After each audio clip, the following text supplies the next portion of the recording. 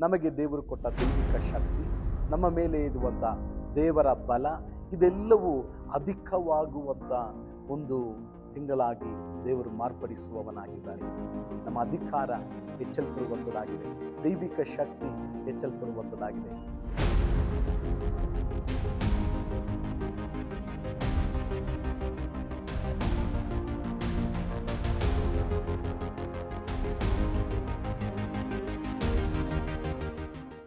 ಅತಿ ಶ್ರೇಷ್ಠವಾದ ಯೇಸುವಿನ ನಾಮದಲ್ಲಿ ನಿಮ್ಮೆಲ್ಲರನ್ನ ವಂದಿಸುತ್ತೇನೆ.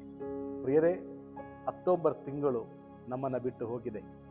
ಹೊಸ ಒಂದು ತಿಂಗಳಿಗೆ ನಾವು ಪ್ರವೇಶಿಸುತ್ತಿದ್ದೇವೆ, ನವೆಂಬರ್.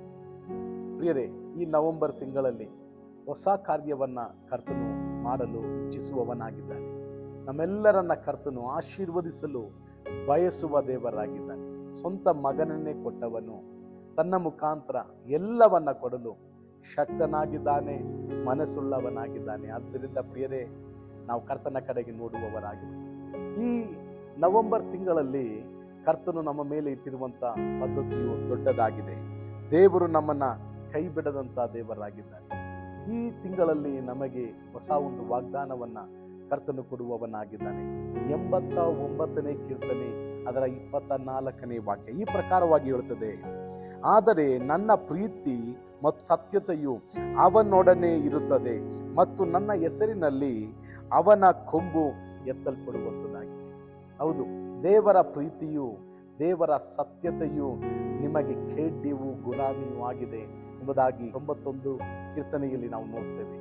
ಆದ್ದರಿಂದ ದೇವರು ನಮಗಾಗಿಟ್ಟಿರುವಂಥ ಪ್ರೀತಿಯು ದೊಡ್ಡದು, ನಮ್ಮ ಮೇಲಿರುವಂಥ ದೇವರ ಸತ್ಯತೆಯು ದೊಡ್ಡದಾಗಿದೆ ಪ್ರಿಯರೇ. ಆದ್ದರಿಂದ ಈ ತಿಂಗಳಲ್ಲಿ ನಮ್ಮ ಕೊಂಬನ್ನ ದೇವರು ಮೇಲೆ ಕೆತ್ತುವವನಾಗಿದ್ದಾನೆ. ಅಂದರೆ ಕೊಂಬು ಎಂಬುದಾಗಿ ದೇವರ ವಾಕ್ಯದಲ್ಲಿ ನಾವು ನೋಡ್ತೇವೆ. ನಮ್ಮ ಅಧಿಕಾರ, ನಮಗೆ ದೇವರು ಕೊಟ್ಟ ದೈವಿಕ ಶಕ್ತಿ, ನಮ್ಮ ಮೇಲೆ ಇರುವಂಥ ದೇವರ ಬಲ, ಇದೆಲ್ಲವೂ ಅಧಿಕವಾಗುವಂಥ ಒಂದು ತಿಂಗಳಾಗಿ ದೇವರು ಮಾರ್ಪಡಿಸುವವನಾಗಿದ್ದಾನೆ. ಆದ್ದರಿಂದ ಪ್ರಿಯರೇ, ಹೆಚ್ಚಿನ ವಿಷಯಗಳಿಗಾಗಿ ನಾವು ಕಾತುರವಾಗಿ ಪ್ರಾರ್ಥನೆಯಿಂದ ನಾವಾಗಿರೋಣ.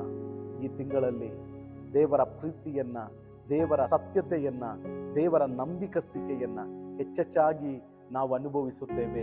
ನಮ್ಮ ಕೊಂಬು ಎತ್ತಲ್ಪಡುವಂಥದ್ದಾಗಿದೆ, ನಮ್ಮ ಅಧಿಕಾರ ಹೆಚ್ಚಲ್ಪಡುವಂಥದ್ದಾಗಿದೆ, ದೈವಿಕ ಶಕ್ತಿ ಹೆಚ್ಚಲ್ಪಡುವಂಥದ್ದಾಗಿದೆ. ದೇವರು ನಮ್ಮನ್ನ ನಮ್ಮ ವೈರಿಗಳ ಎದುರಿನಲ್ಲಿ ನಮ್ಮ ತಲೆ ಎತ್ತಿ ನಮ್ಮನ್ನು ಆಶೀರ್ವದಿಸುವ ದೇವರಾಗಿದ್ದಾನೆ.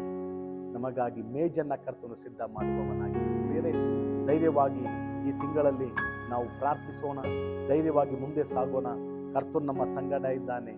ದೇವರ ಪ್ರೀತಿ, ದೇವರ ಸತ್ಯತೆ ನಮ್ಮೆಲ್ಲರಿಗೂ ಒಂದು ಬಲವು, ನಮಗೆ ಅದೊಂದು ಆಶೀರ್ವಾದವಾಗಿ ಮಾರ್ಪಡಲಿ. God bless you.